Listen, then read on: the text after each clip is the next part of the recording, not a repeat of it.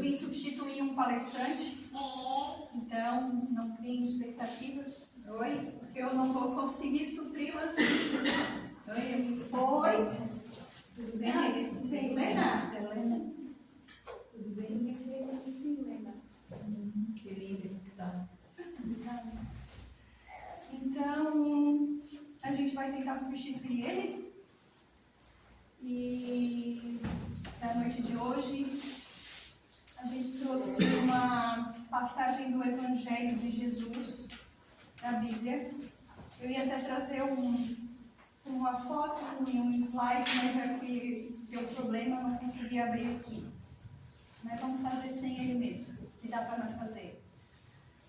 Então, assim, foi me dito que hoje iríamos ter uma grande plateia nessa casa, apesar dos encarnados serem poucos, mas eu sinto que temos uma grande plateia de desencarnados aqui hoje.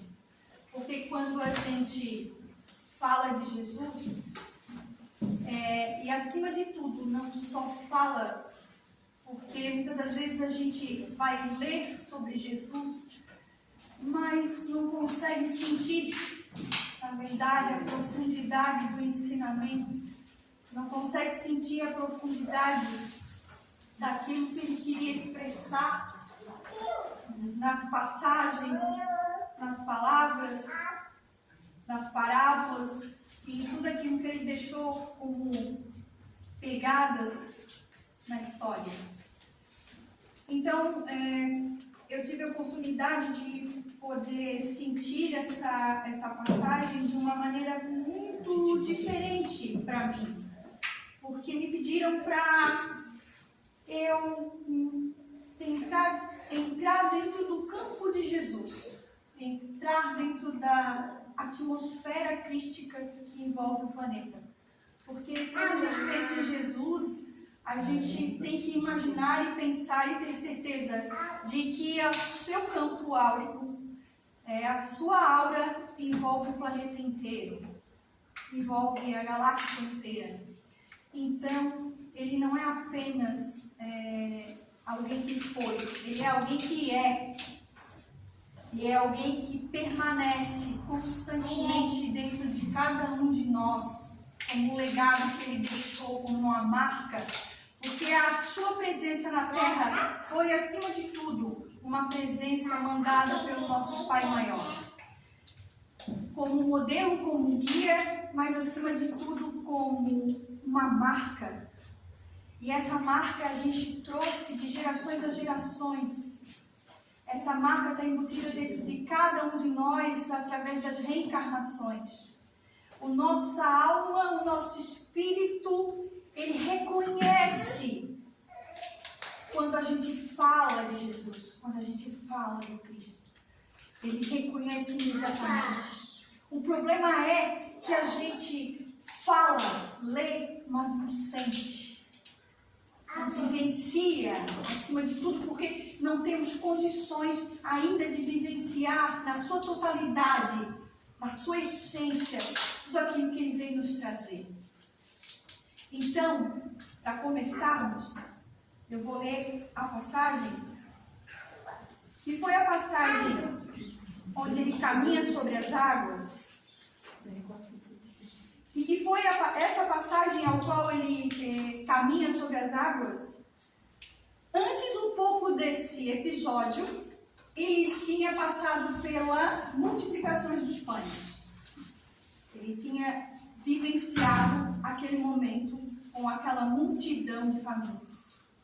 E logo após o desfecho desse episódio, era já fim de tarde, quando ele disse aos discípulos, vão na frente, atravessem o mar da Galileia, que inclusive eles tinham o destino de Genezaré na época, atravessem o mar da Galileia porque eu vou ficar em meditação. E ele subiu a um monte próximo àquela região e ali ele ficou. No fim da tarde, que se acredita ser em volta de 5 a 6 horas da tarde. Os discípulos assim obedeceram e embarcaram no barco. Porém, esse barco, ao atravessar esse lago, esse mar, que tinha aproximadamente 28 quilômetros na sua total extensão, eles tinham um percurso muito grande para atravessar esse mar. E geralmente era manual, era no braço mesmo que eles tinham que atravessar esse oceano nesse barco. E, como diz a palavra, eu vou lê-la na íntegra para que a gente possa acompanhar. Logo em seguida, Jesus insistiu com os discípulos para que entrassem no barco e fossem adiante dele para o outro lado, enquanto ele despedia a multidão. Tendo despedido a multidão, subiu sozinho ao monte para orar. Ao anoitecer, ele estava ali sozinho. Mas o barco já estava a considerável distância da terra, fustigado pelas ondas, porque o vento soprava contra ele. Alta madrugada, Jesus dirigiu-se a eles, andando sobre o mar. Quando o viram andando sobre o mar, ficaram aterrorizados e disseram: "É um fantasma!" e gritaram de medo. Mas Jesus imediatamente lhes disse: "Coragem, sou eu, não tenham medo." "Senhor," disse Pedro, "se és tu, manda-me ir ao teu encontro por sobre as águas." E ele lhe disse: "Venha," respondeu. Então Pedro saiu do barco, andou sobre as águas e foi na direção de Jesus. Mas quando reparou no vento, ficou com medo e, começando a afundar, gritou: "Senhor, salva-me!" Imediatamente Jesus estendeu a mão e o segurou e disse: "Homem de pouca fé, por que você duvidou?" Quando entraram no barco, o vento cessou. Então os que estavam no barco o adoraram, dizendo: "Verdadeiramente tu és o Filho de Deus." Então, a gente trouxe essa passagem no sentido de a gente entender que se trata aqui de alguém que, na verdade, o que a gente sente quando a gente lê essa passagem?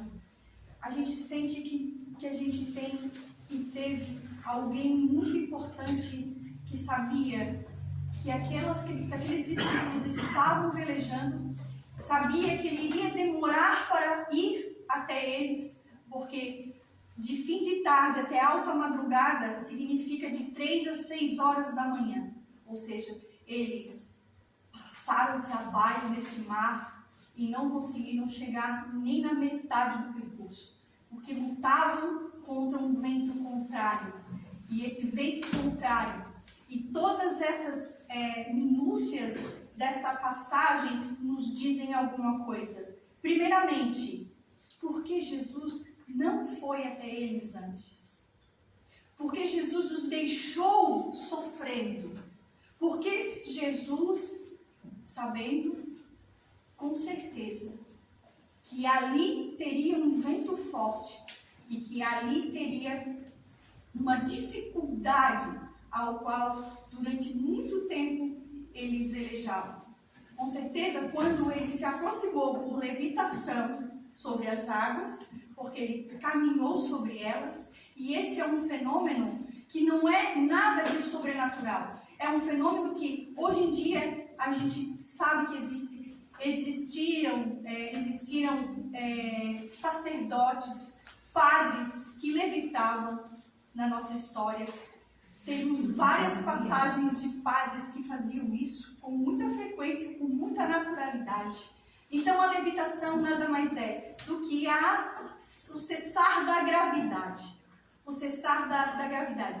O dispositivo que Jesus tinha para conseguir fazer com que a gravidade cessasse. Assim como quando nos deslocamos da Terra, não estamos sob o efeito desse planeta que tem em sua polaridade energias positivas de dentro para fora, do centro para fora, e todos aqueles que estão envoltos nesse planeta, pessoas, animais, todos os objetos, não flutuam porque estão em oposição energética ao polo da Terra. Por isso, não flutuam. Se você tirar isso, com certeza nós vamos flutuar. E Jesus sabia esse mecanismo. Sabia como fazer isso. Assim como os padres do passado, por êxtase, no momento da oração, conseguiam fazer uma levitação. Como Nazareno já presenciou, né, uma pessoa levitando na sua frente. Né, Nazareno? Então, são situações assim, ó, que à época era extraordinário, mas hoje a gente sabe que isso é possível, que isso acontece. Então, por que Jesus demorou? Por que ele deixou ele sofrendo? Quais são esses ventos contrários que nos vêm de encontro na vida, que nos fazem lutar, sofrer, peregrinar de forma dolorosa? Que ventos são esses? Que dificuldades são essas que a gente enfrenta? E qual o objetivo? Por que ele não veio ao encontro? Então a gente reflexiona, a gente pensa o quê? Que essas dificuldades são nada mais são do que as nossas provas. Tudo aquilo que vem de encontro a nós, que é difícil de realizar, que é difícil de fazer, que é complicado. E que nós precisamos passar por isso, nós precisamos transpor essas dificuldades para que a gente possa ir, com o tempo, galgando no estágio evolutivo e aceitando mais futuramente novos desafios. Então, todo esse vento contrário nada mais é do que essas tribulações, do que essas situações que nos acometem sempre na vida. Então, Jesus não podia chegar e sair de imediato para que eles não se cansassem, para que eles não vivenciassem aquele momento. Essa era a ideia. E quando ele caminha sobre as águas, e quando ele vai a certo ponto, em certa hora da madrugada, em direção a eles, o que acontece? Já exaustos, eles se apavoram. Porque de onde saiu essa criatura? O que é isso? É um fantasma? É um espírito? E aí eles se assustaram. E aí o que acontece? De longe, o primeiro a reconhecer Jesus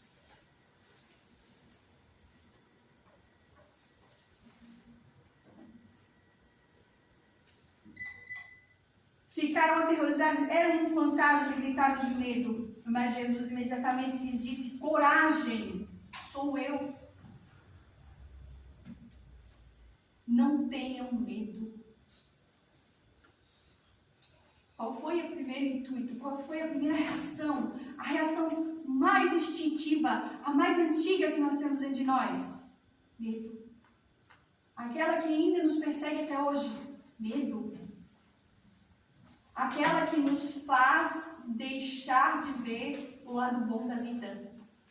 Aquela que nos faz deixar de acreditar na luz de Deus, nas coisas de Deus, nas coisas divinas, nas belezas da vida, na força que a gente pode ter, no potencial que cada filho de Deus tem dentro de si. O que faz a gente fazer a gente não acreditar? Medo. O instinto mais primitivo, o elemento que ainda continua dentro de cada um de nós, que é uma ferramenta divina para que a gente não saia fazendo besteira por aí. Mas o problema é que esse medo acaba nos deixando em paralisia, em acomodação, em preguiça. Acaba fazendo com que a gente não saia de uma rotina, não saia de um lugar comum para fazer aquilo que a gente precisa fazer. Às vezes eu não me movimento fisicamente, mas eu tenho preguiça mental, que é muito comum. Então, esse medo que a gente carrega dentro de nós, primitivo, que veio lá do homem da caverna, quando via que um trovão, quando via que um raio, quando queria identificar aquele fenômeno, ele foi vendo e foi dizendo que aquilo era algo divino aos poucos. Ele foi através do temor, achando que aquilo poderia ser algo muito importante que ele não conseguiria explicar. E isso nós carregamos até hoje, e esse medo vem vindo, e mesmo com a razão, porque depois de um certo estágio evolutivo, a gente começou a ter o princípio do pensar, o princípio da razão, para poder discernir, para poder julgar, para poder ter opinião. E mesmo assim, ele ainda está dentro de nós, de forma muito grande, muito constante. Então, depois, com o passar do tempo, a gente começou a se influenciar. O medo foi utilizado por energias negativas do planeta e embutido nas religiões, de uma forma muito sutil, de uma forma ao qual a gente pode até pensar que era certo, que Deus castiga, que eu vou para o inferno se eu fizer determinadas atitudes, que nada mais são do que experiências que nós tivemos negativas na nossa vida.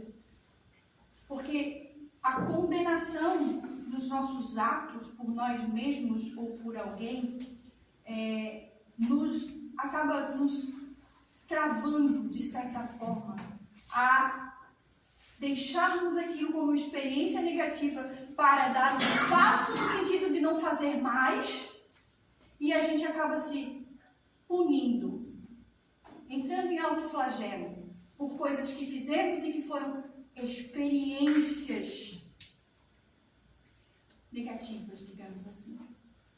E assim a gente vem vindo até hoje com todos esses cabedais de informações dentro do nosso espírito. E esse medo ainda continua dentro de nós. Medo de tudo. Medo de perder o emprego. Medo de atravessar a rua e ser atropelado. Medo de ter morrido da pandemia.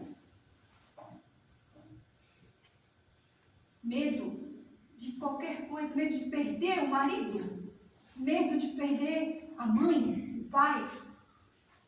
Nós temos infinitos pequenos medos que nos travam e que nos pedem coragem o tempo todo. Nos pedem coragem. Existe um medo, a gente pode falar um pouco mais sobre isso, um medo chamado endógeno e exógeno. O endógeno é todo aquele medo embutido dentro de nós. Aquele medo, vamos dizer assim, são mecanismos internos, são inibições, são dificuldades, são situações do passado que às vezes nos aterrorizam e a gente não sabe identificar. Nosso espírito às vezes traz um medo do passado, um medo de barata, um medo de rato, um medo de cobra, algo que vira, às vezes até um pânico. Então, esses são os chamados medos endógenos. Os exógenos são aqueles que vêm de fora. São aqueles que são provocados por situações de violência, por exemplo, por ameaças de violência. São as tais mentiras das fake news que acabam gerando o que dentro de cada um? Medo. Medo sem razão, medo sem constatação, um medo que se gasta muita energia e nada acontece. Nada acontece. E a gente vivencia tudo isso. Então, de repente, então, voltando para a parábola, ele diz o seguinte: mas Jesus imediatamente lhes disse: coragem, sou eu, não tenham medo. Senhor, disse Pedro, se és tu, manda-me ir ao teu encontro por sobre as águas. Interessante notar que Pedro foi o único que teve a disposição, mesmo não tendo certeza de quem era, mesmo não sabendo quem era aquele dito suposto espírito, da suposta aparição, foi o único que foi de encontro e testou. E disse: se és tu, Senhor, mesmo, porque de primeiro ele duvidou. Então ele pede uma prova. Se és tu mesmo, Senhor, manda-me ir ao teu encontro por sobre as águas. E ele disse: venha, respondeu ele. No sentido de quê?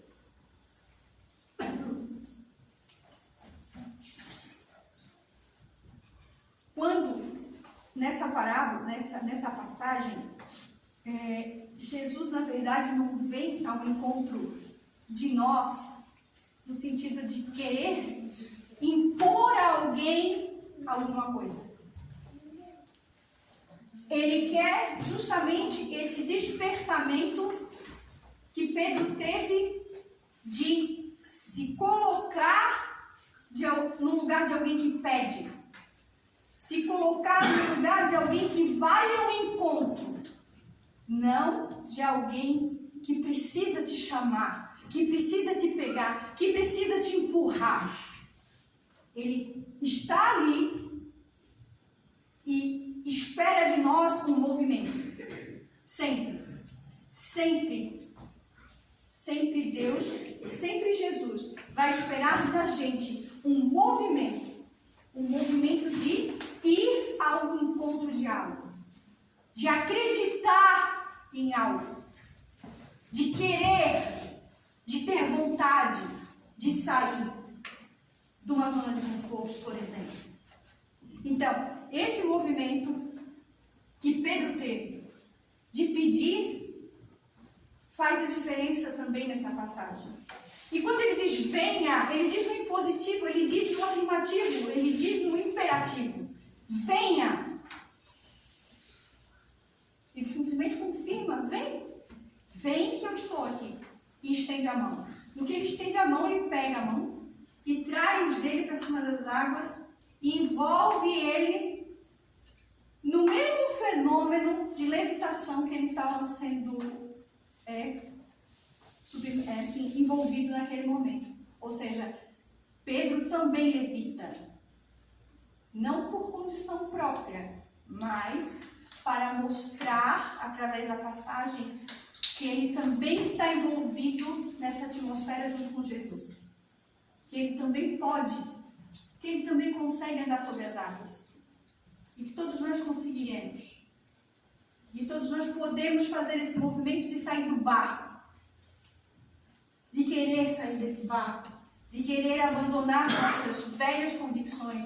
De querer abandonar esse barco. Que às vezes eu posso perguntar para vocês assim: a gente teria coragem de sair do barco? Porque sair do barco é fazer, sabe o quê? Abandonar um monte de coisa que a gente gosta. É abandonar os vícios. É abandonar os nossos pensamentos que não nos levam para um lugar melhor. É abandonar convicções que também não nos levam a nada. Apegos. É abandonar um monte de coisa que a gente carrega. A gente teria coragem de sair do barco? Porque se eu tenho assim essa coragem de ir, eu estou abandonando. Eu estou tendo coragem. Aí o que acontece com ele, depois de tanta coragem? Ele deu esse primeiro passo. Então Pedro saiu do barco, andou sobre as águas e foi na direção de Jesus. Mas quando reparou no vento, ficou com medo. E começando a afundar, gritou: Senhor, salva-me. Ou seja, ele estava ali. O que fez com que ele afundasse? Por que Pedro afundou? De novo medo? Ele já tinha tomado uma decisão de sair do barco. Ele já quis deixar para trás. Ele foi. E aí quando ele foi, ele se alegrou. Ele vivenciou aqueles momentos ali com Jesus. Né? Que legal, eu consigo vivenciar coisas boas. Eu consigo. É igual quando a gente vai na igreja, ou vai no centro espírita, ou vai em outra religião, que a gente consegue fazer o quê? Ai, que coisa boa eu estou sentindo aqui. Estou conseguindo. Estou ficando melhor. Estou sendo mais feliz, estou ficando mais alegre, estou ficando mais forte, estou ficando mais fervorosa a minha fé. E de repente, por algum motivo, por um vento que soprou mais forte, por um medo que nos acometeu novamente, a gente faz o quê? Muda a vibração. Quando a gente muda a vibração, a gente afunda. O que é mudar a vibração, gente? Todos nós somos energia. Todos nós aqui somos filhos de Deus e espíritos, essência divina, energia, e nos revestimos de um corpo material. Nós estamos vivos. E o nosso campo que a gente tem em redor de nós, esse campo espiritual, essa aura, é formada dessas energias que são movidas pelos nossos pensamentos, pelas nossas emoções mentais, que são movidos pelas influenciações espirituais. Quem vem na casa espírita já tem que se acostumar com esses dizeres. As influenciações espirituais existem sim. Existem sim. Onde nós estamos sempre acompanhados com alguém. Alguém que já desencarnou, que tem os mesmos gostos que nós. Alguém que desencarnou, que não gosta de nós, por algum motivo.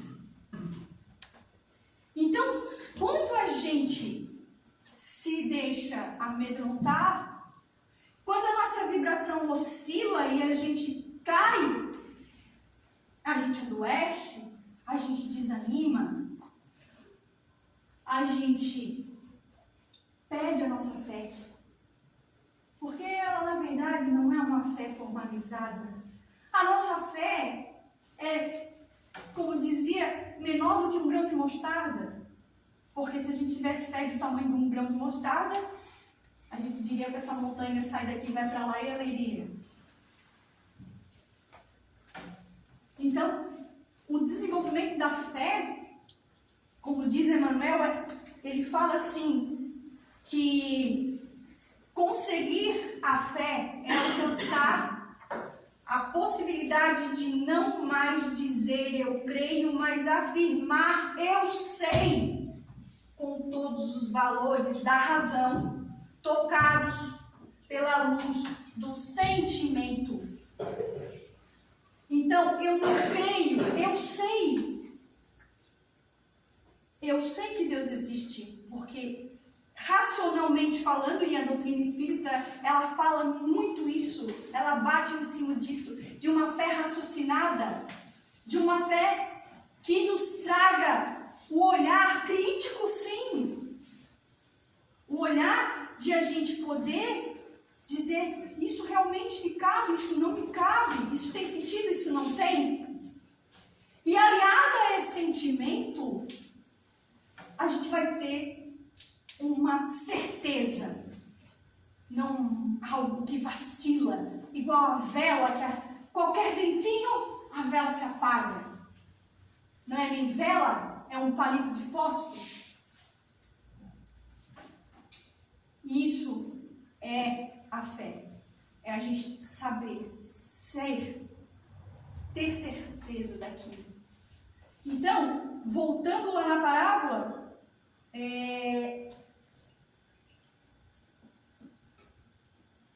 mas reparou no vento, ficou com medo e, começando a afundar, gritou: Senhor, salva-me. Imediatamente Jesus estendeu a mão e segurou e disse: homem de pouca fé, Por que você duvidou? Porque o vento o assustou, porque o vento o amedrontou.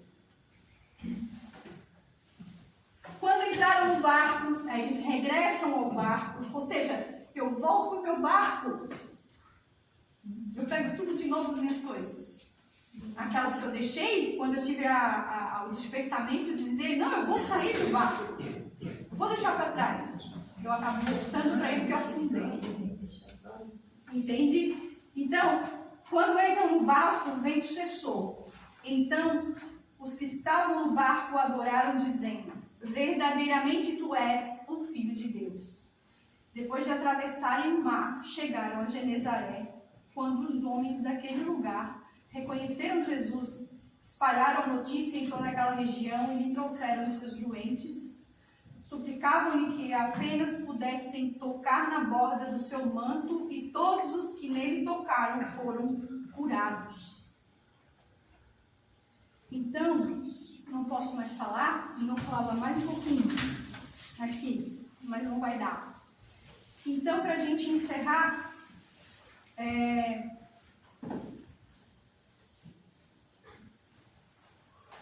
tem uma outra coisa que eu esqueci de falar, que eu acho que é importante, que eu li agora aqui. É uma pergunta bem simples. Onde está o nosso foco de atenção? Porque no momento que ele afundou, ele parou de olhar para Jesus. Ele parou de olhar para Jesus e aí ele afundou. Será que o nosso foco de ação, que a gente sabe que não está em Jesus, é difícil? Será que o nosso foco de ação não está mais nas coisas ruins da nossa vida? Porque quando Jesus nos chamar, quando ele estender a mão, ele só vai estender a mão para a gente se a gente estiver olhando para ele. Ele não vai sair assim atrás de ti se tu está de cara virada para o outro lado da vida. Igual aquela charge que diz que o cara está no trem ali, do lado de cá está tudo bonito, do lado de cá está tudo feio.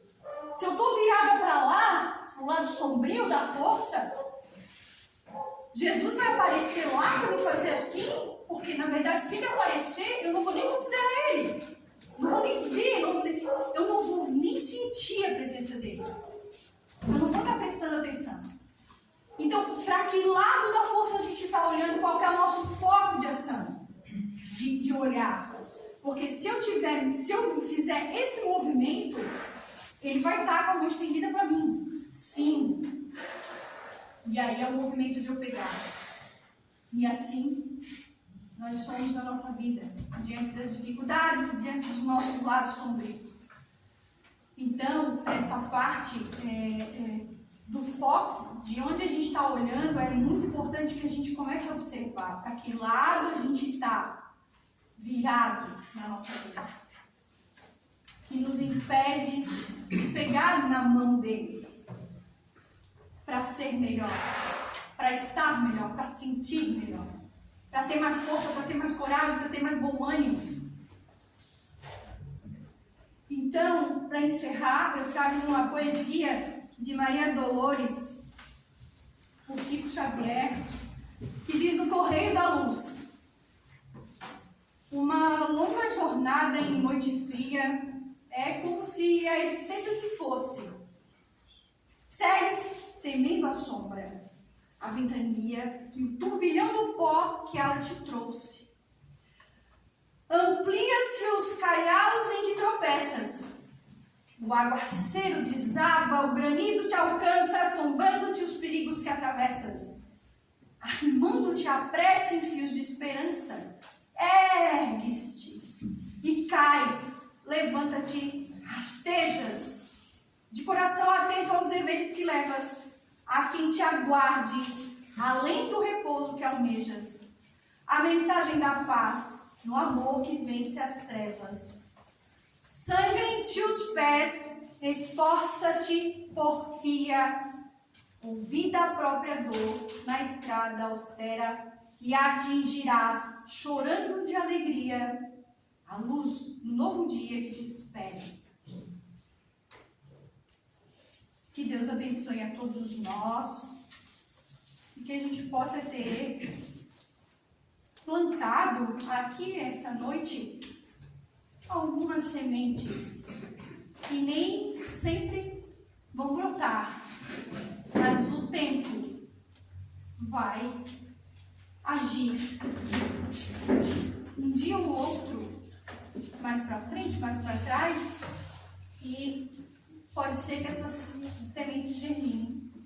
E esse é o papel da doutrina espírita, esse é o papel de todos nós, como cristãos, como pessoas que querem propagar o bem. Nós todos temos talentos, nós todos temos a capacidade de doar algo a alguém. Nós todos conseguimos, se quisermos, e às vezes não precisa ser nada grandioso. São pequenas coisas, pequenos gestos que já fazem diferença. Então, que essas sementes possam um dia florescer dentro de cada um de nós. Que Deus abençoe a todos. Obrigada pela oportunidade, pela paciência. E espero ter superado as minhas expectativas de poder passar a palavra de Jesus a todos. Que Deus abençoe.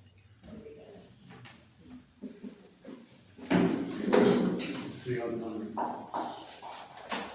Por que ficais, meus filhos, tão aflitos?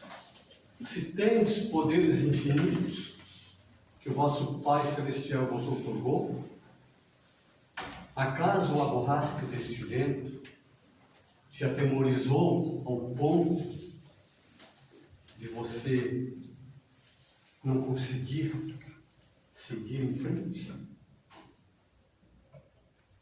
Mas, se tendes poderes infinitos, qual é a dúvida? É o segmento desta fala, a qual a espiritualidade amiga nos coloca que a fé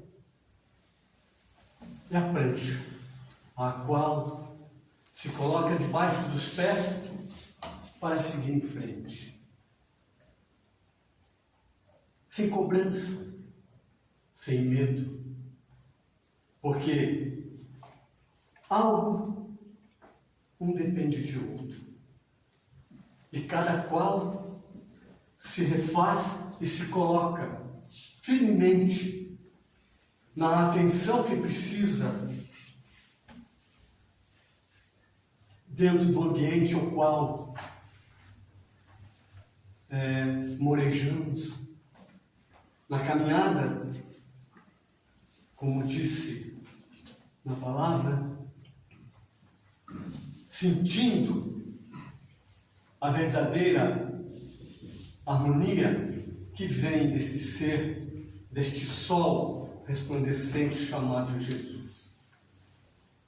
Então, meus irmãos, que não nos esqueçamos de que o Pai Celestial nos outorgou, sim, poderes infinitos, e que não precisamos ter medo, que precisamos simplesmente abrir-nos a essas energias que estão prontas para serem absorvidas por nós, no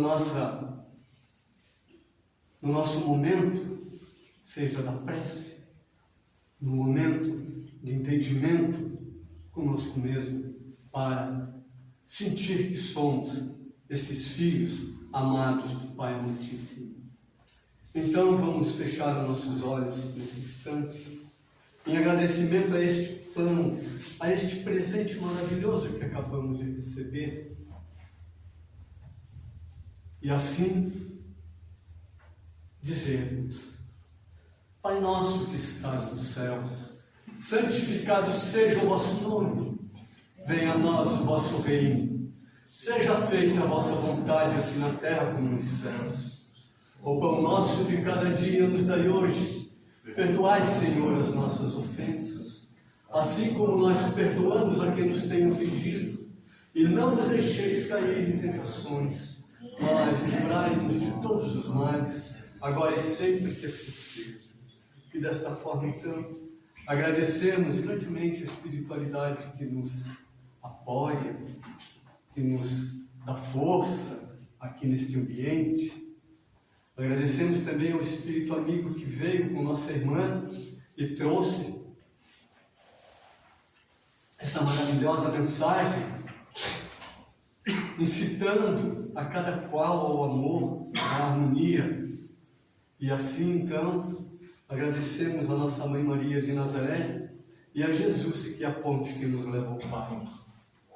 Que todos possam seguir em frente com harmonia, com amor, e aquilo que captaram aqui, levem consigo e distribuam entre seus amigos e familiares. Muito obrigado, que todos tenham um excelente final de semana. Obrigado, minha irmã. Que Deus o abençoe.